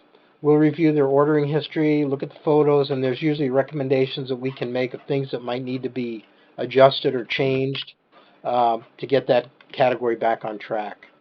And that's kind of an ongoing process, and that's, once you're open, that's really where our work begins, is to make sure we're maximizing your sales with you. I have another question. One last question is that with the rate of return for a dollar product, it sounded like it was 50, 55, and then with the landing costs and whatnot, from my research, it sounds like with labor and everything, it's about 35 cents return. Is it the same ratio for the $2 and $3? Like, or to make it easy, say we go with 50. So if I pay 50 cents to buy it and I sell it at $1, are the $2 ones that cost me $1 and I sell it at $2 and buy it at $1.50 and sell it at $3? Is that how it works? That's approximately correct. Yes. Okay. Yeah. Okay. Sometimes on those the $1.50 and the $2 items, so the average the cost is sometimes less than 50%. So you make a little bit more money.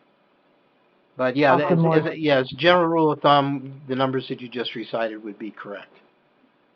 Okay, got it. Thank you. Very good. Thank you. I have another question. Yes, ma'am. Go ahead. Yeah, if I need a recruit worker, so as an owner, I can do that, or you will select? No, you would do that. We want you to make those hiring decisions and interview the people and be comfortable with them. Absolutely. Okay, thank you. I have a question then. Yes, sir.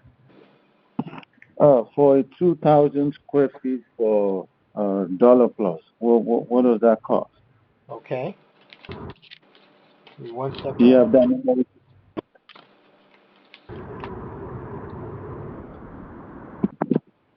I'm sorry, you said a 2,000 square foot store? Yes, sir. For dollar plus. Would be dollar plus merchandise. $116,900. $116,900. 100. 116,900. Second, please. 116,900. Dollar plus. Thank you. You're welcome. Thank you. And all those prices are on our website. If you just go to dollarstoreservices.com and go to the pricing tab, everything is there for you. I have another important question. Yes. Yeah, if I choose the 1,000 square feet, you say I have to pay 79,000. So do you think all include up to start, or do I need more money to start? You would want to have. We're always going to recommend that in addition to the price of the store, in this case the $79,900, you have some working capital. And normally we're going to want to make sure you have $15,000 to $20,000 additional to cover rent deposits, utility deposits, and to have some working capital when your store first opens. So to open that 1,000 square foot store at $79,900, say you want another $15,000 to $20,000 on top of that. Okay, got it. Good. Yes. Any other questions? Could we get that extra $15,000, $20,000 working capital included in our loan to cover all fees, or no? Yes. It's separate? Yeah. Most always, yeah, we can get 100% financing, including working capital. Yeah, which is a great thing.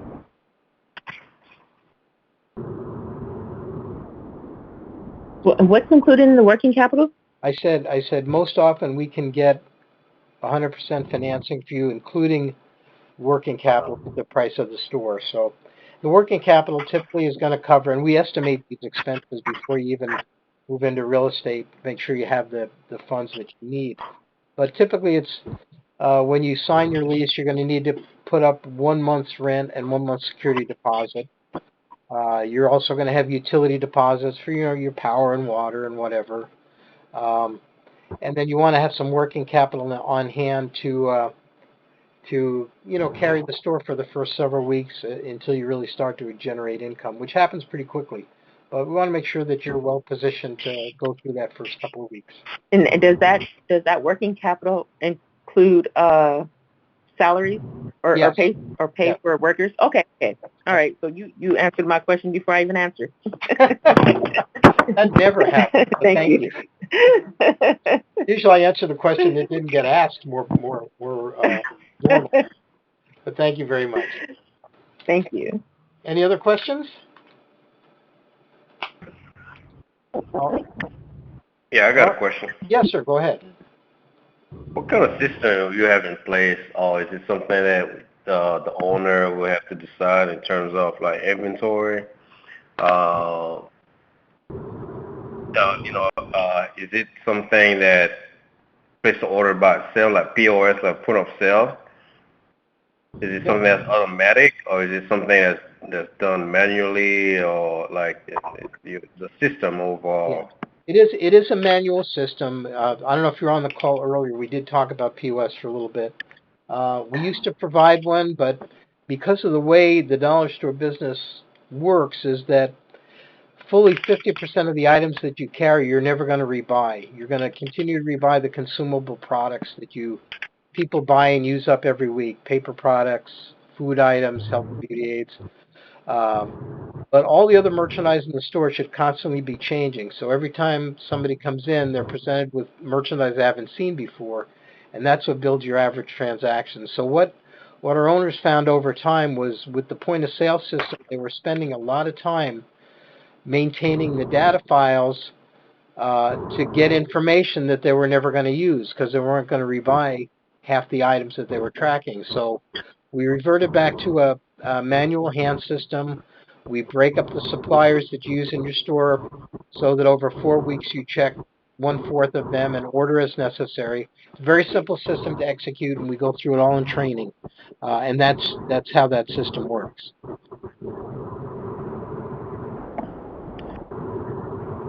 Okay, any other questions? I understand that. So is this a concept that works very successfully? Because if I'm going in a store and I know I'm gonna find what I need, because most of the time we use the same consumable items in our households. Sure. Consistently or the same, yeah. So if I buy this product from your store and I come in next week, I know you're not gonna have it, so then I'm going somewhere else where I can find it every day, every single week. Yeah, and that's why having the consumable items in stock are so important because you know you're going to sell them. That's what people come in your store for. What you want to be able to do is once they come in the store to buy those, you want to be able to sell them items that they didn't know they needed, but the value is there, so they're going to buy them. And like I mentioned earlier, you might not have been on the call, but just as an example, I go in your store and I got my shopping list just like you have, I'm sure. So I'm buying paper towels, I'm buying toilet tissue, I'm going to buy a bag of chips, I'm going to buy shampoo. That's what I came to your store for. So I have those items now in my cart. And then I may see a table runner that's going to look great on my hall table and make my wife happy. It costs $1. So I didn't mean to buy that, but it's a good value, so I buy it. And then I see some really nice candles for $1, and again, they make my wife happy. I can put them on my kitchen table, so I buy those. And maybe I see a couple of toys for my grandkids or a chamois for my car, so I buy those items. So now instead of the $8 I intended to spend, now I'm spending $15 or $18 because I'm buying items that I didn't know I needed, but the value was good and they were in front of me, so I bought them. But when I come back next week, I need the paper towels, I need the toilet tissue, I need the chips. I don't need the chamois, but if you show me something new in car care, now I'm a customer for that again. And I don't need the table runner, but if you show me something new in home decor, I'm a customer for that. And that's why the consumables you always have to have. They're the engine that pulls the train, you might say. But you want to have something new for me every time I come in because then I'm a customer again. I don't want you to just buy the consumables from me. I want you to buy a lot of different items from me across all my categories. But I got to keep delivering something new to you. So that's why the new goods are so important in our business. All right, so you're talking about cross merchandising. Yeah, I guess you could say that. Okay. Yeah, cross merchandising. But so you're saying that we still the consumables are consistent. We keep the same consumable Absolutely. product. Absolutely. Okay, that's why. Okay, all right. That's why I want to make sure. Yeah, no, you're. And then if I would have later on down the road, if I want to use a system where things that are selling very well automatically replenish, so I can implement that if I want to. Absolutely. Absolutely. It's your store. You certainly can do that. All right, thank you. Thank you very much. Sir, Yeah. I see this meeting is recording. After finish this meeting, can you please send me the recording? Oh, absolutely. Absolutely. We're going to send it out. Usually it's Monday or Tuesday, but we'll email it out to everybody. So you will absolutely get it. Yeah, it will be helpful for realize the business. Yeah, no, absolutely. Your lecture also. And you can always call me if you have questions, or call your sales representative. Yeah, that's why your lecture I want to hear more, and then if I have question I will call you. Very good. I look forward to it. Yeah, it'll probably be Tuesday that will get emailed out, because they take the recording and they filter out some of the background noise and so forth, and then they'll send it out. I have a question, if you don't mind. Yes, go ahead. Okay, my question is, when all of the product in our inventory comes in, is it already going to be packaged, or is this something that we're going to have to spend time and money doing to package our product? No, it's all packaged for retail sales. Okay. Absolutely. All right. Thanks much. Question. Thank you. Any other questions? Well, all right. Yes, well, oh, go ahead. I'm sorry. I'm sorry. Yeah, they're kind of related, and you may have answered. One may have been brought up earlier, but do you guys have stats on the percentages of stores that actually succeed past the first year? And I know there's a lot of variables that are dependent on that, but overall. Yeah, that's a good question. As I mentioned earlier, within 3 years, what I see, and again, we're not franchised, so we don't get hard reporting from all our stores, but what I've seen over the years is within the first 3 years, there's probably a 10 to a 15% fallout where stores do not renew their lease, and the reasons can be very varied, but that's probably the number that I would rely on. Okay, which is for small businesses and, startup businesses is a pretty good number. No, it's excellent. That's an excellent number. Yeah. John, I have a question. We're not done here. I'm sorry. Yet. Go ahead. I'm sorry. Go ahead, ma'am. Go ahead. Yeah, and in the stores that you guys have, the different types of stores, you got the dollar stores, the 1, 2, 3, and the different types. Is there any stats that show which one of those seems to be a bit more profitable or a bit more successful? Well, the dollar stores have always been successful. Right. It's a little bit tougher to find good locations. Let me rephrase that. It's not hard to find good locations. It's that if you go to 1, 2, 3 or dollar plus, because the profit margins are better, it opens up many more locations for consideration, because you can afford to pay a little bit higher rental rate than with a dollar only store. You're a little bit more handcuffed in terms of locations that will pencil out when you apply the rent factor. So we're getting more and more interest in the 1, 2, 3 for a couple of reasons. That certainly is one. The other key is that you can offer much more product to your customer base than you can at a dollar, because you have more latitude in terms of the pricing. And the third thing is that the 1, 2, 3 is unique in virtually every market. There's really not anything like it. So what that gives you is kind of the power of the dollar only store. You still got that good image. Right. And you have the ability to offer more product and create more margin and profit for yourself. So, I think that's where the business is kind of going. In fact, Dollar Tree even now is testing in some markets what they call Dollar Tree 2.0, which is a dollar plus type format, and I'm not sure it's different in different areas as to what retail they're going to. But it's it's in that same kind of range. They don't know quite what to do just yet, I think. In Canada, they went to $1.25 about a year or two ago. And that's still evolving. I just know that the 123 gives an owner the ability to make more margin, be able to consider more locations, and provide more value to their customers. And at the end of the day, that's what's going to make your business go. Appreciate it. Thank you. Thank you very much. Good question. John, I have three quick questions. The first one, as you said earlier in the beginning, that because of COVID, a lot of businesses lost, and there are hopefully there is a room to find location. I'm talking real estate here. Now, do you recommend 7 years versus 10 years? Because most of them, because they were affected and they lost the people, now they will give us better offers at the 10 years.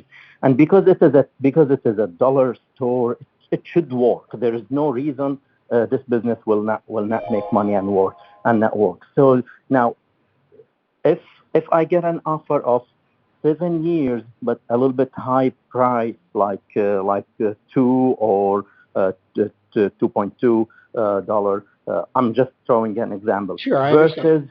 10 years versus 10 years with good allowance and good maybe 1.8 or 1.7. That's the first quick question. Okay. The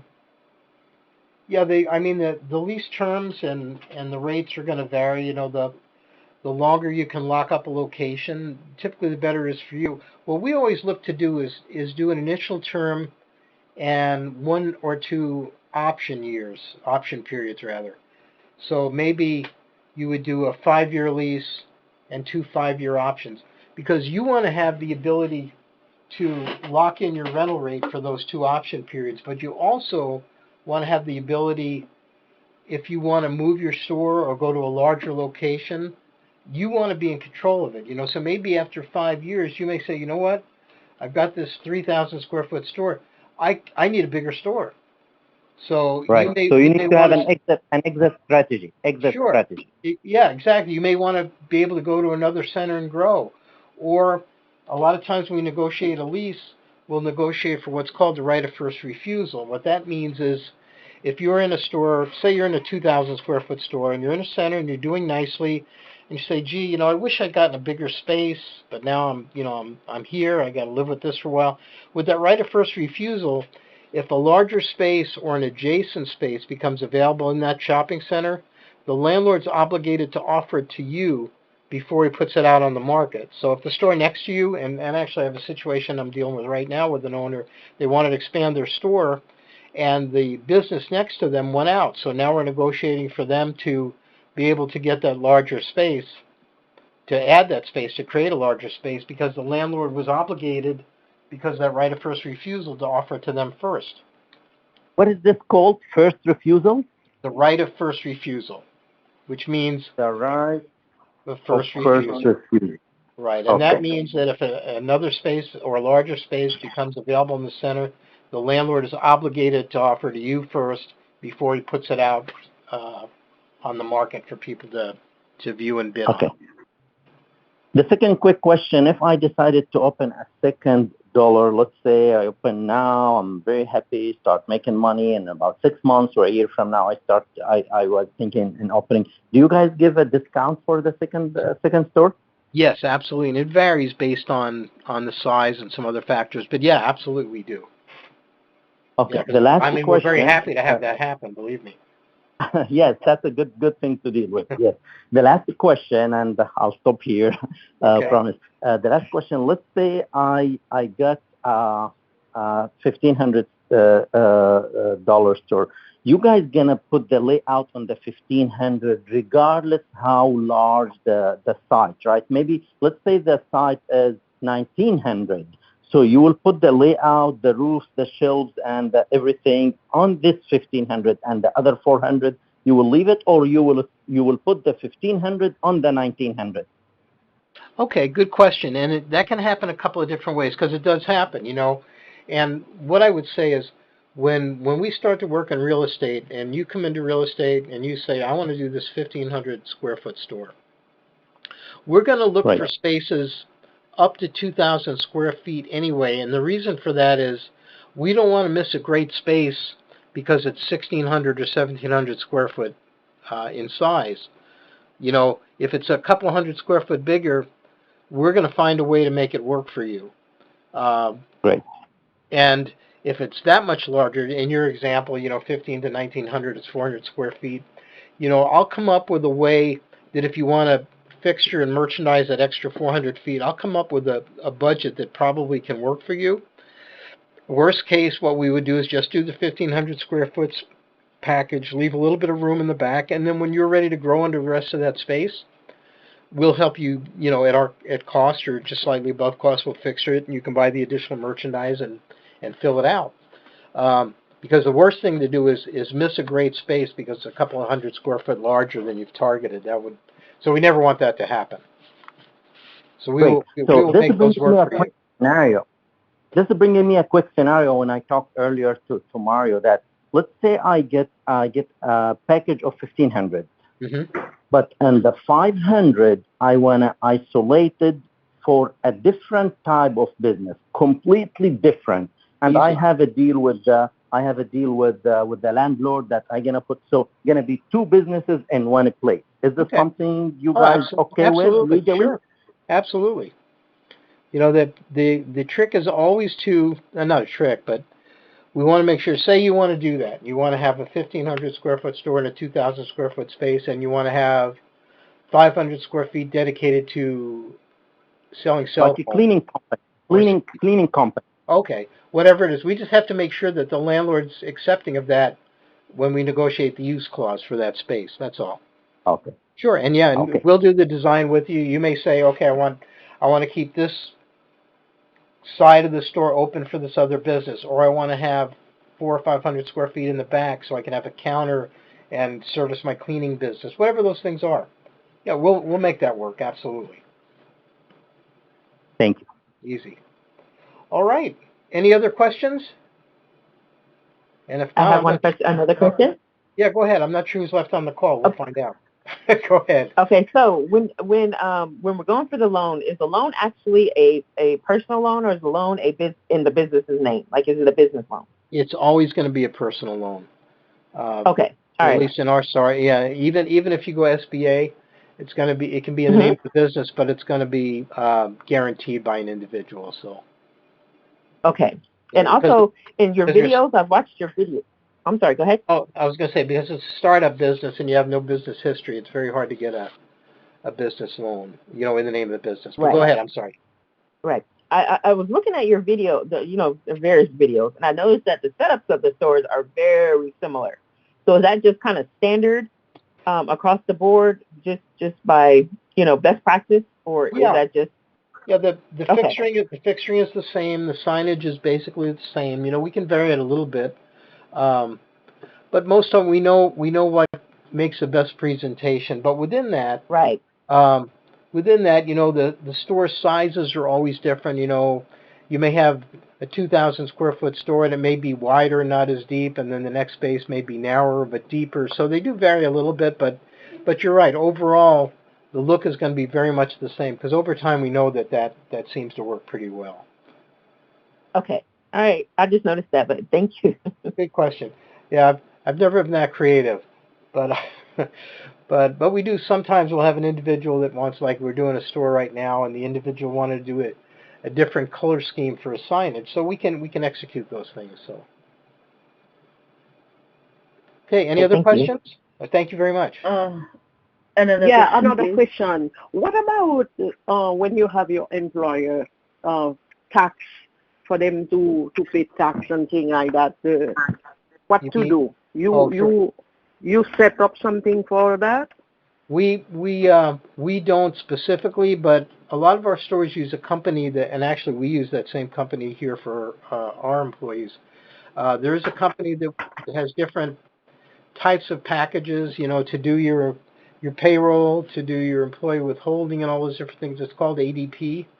And, when you start to develop your store, we'll get that information to you. But they're pretty cost effective, and it's nice to have that done properly. They also do your sales tax returns if you have sales tax in your state and so on.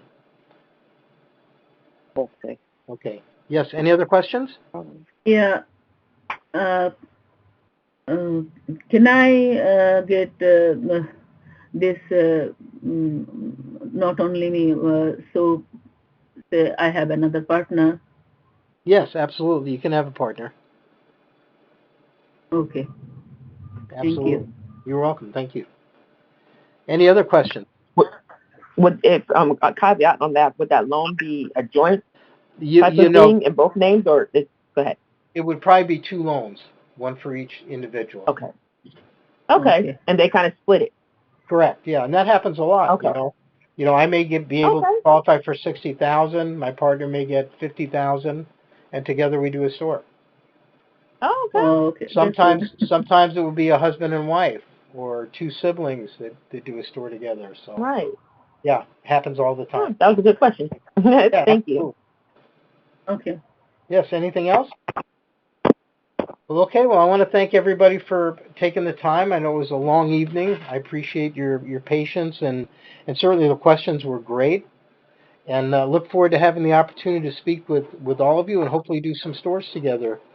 Just a reminder. Yes, thank you. Thank you. If you get your app and deposit in by next Wednesday, you do get to take advantage of that $2,000 in free merchandise.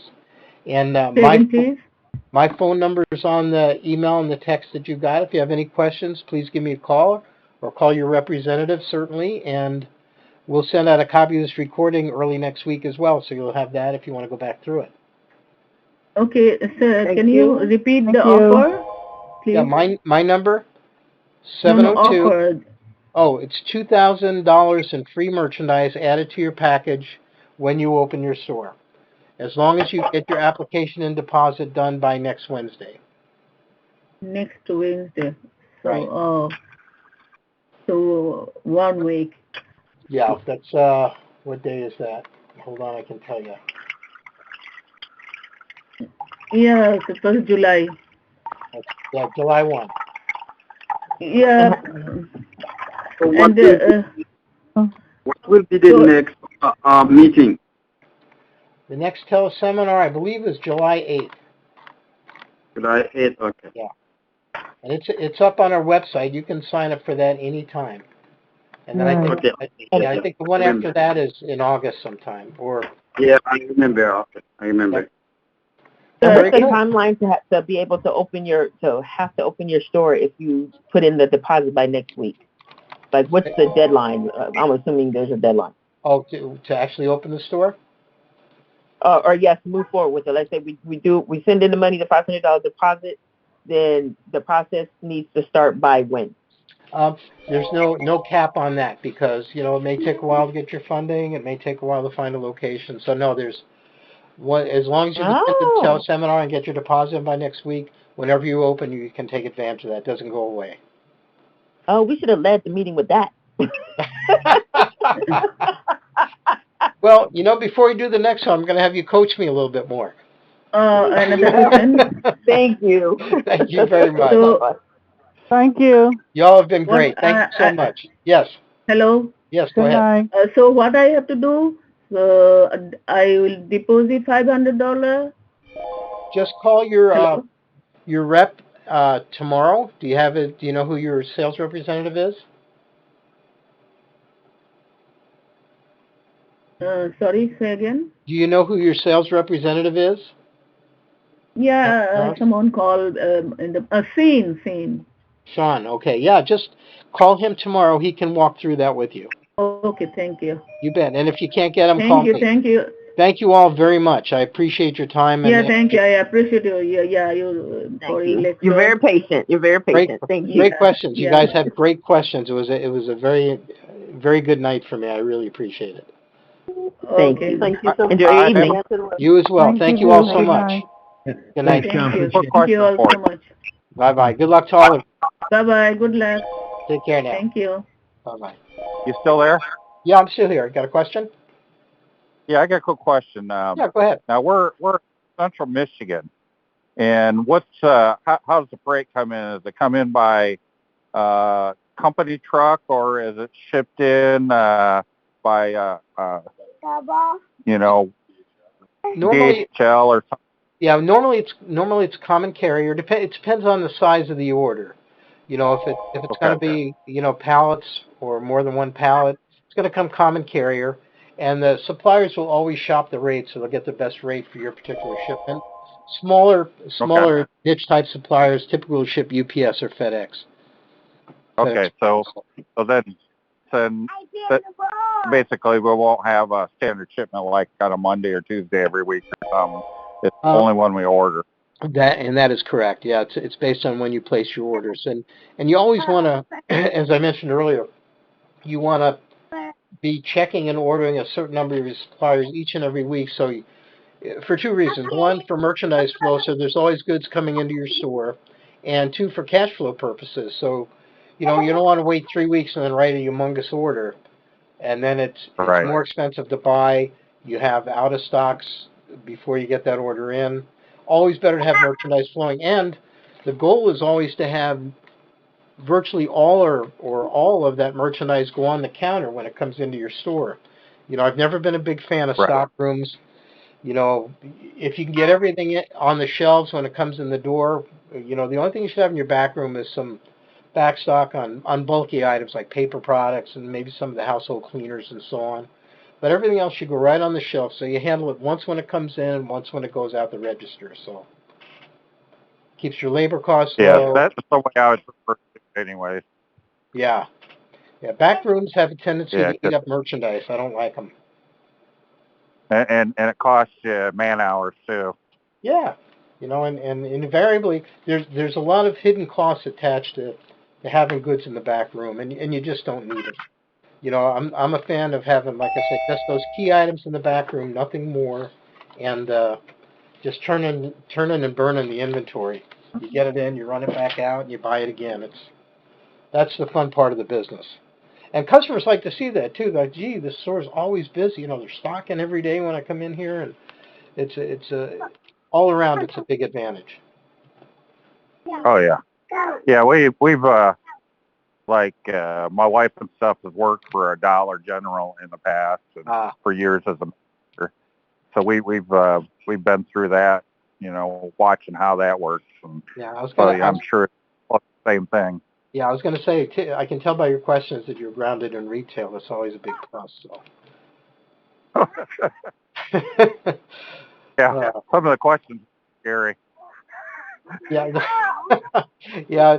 Everybody comes to this from a different place on the compass in terms of experience and knowledge and so forth. And one thing we do is we kind of build the training around what each individual needs. Somebody that's got a lot of business experience but no specific retail experience, we focus more on those aspects. And if somebody has a lot of retail experience but they've never operated a business, then we spend more time on that side of it. How do you control it? How do you manage your money and your employees and all that? Because at the end of the day, you want to be well-rounded. I would think that would be the place where we'd have to concentrate because, like for us, we'll probably run it like a family business in a lot of ways, and we all got merchandising experience and management experience, but doing the books is going to be the area we got to work at. Yeah, so we just zero in on that. What was your name, sir? Brian Fisher. Right. Very nice. I appreciate you taking the time this evening. If you have more questions, like you or any of your family members, give me a call or call your representative. Sometimes it's hard to answer all the questions in this kind of a format. But yeah, always happy to have good follow-up conversations, so don't hesitate. Hi, Thank you very much. Question. Yes, go ahead. If I could.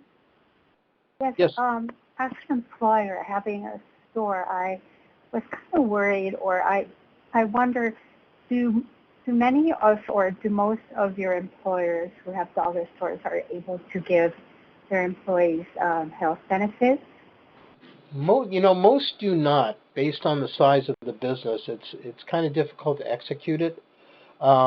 But most states now, since the Affordable Care Act, most people can can apply, and get pretty favorable rates for healthcare. Now, what I've seen some owners do is sometimes as an incentive to maybe hire an employee, they may say, if you have somebody that's really appears to be a superstar and you want to keep that person, you may say, you know what, while we can't provide health care, I can offer you $100 a month that you can use to apply towards the health care that you have.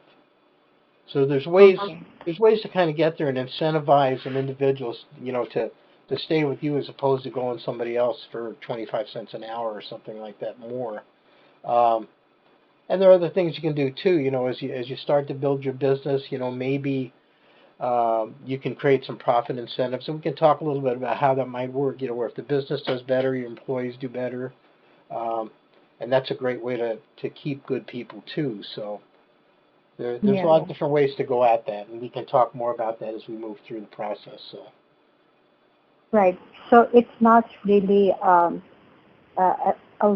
state law that you have to have it in California or offer it to your employees, right? No, not at all.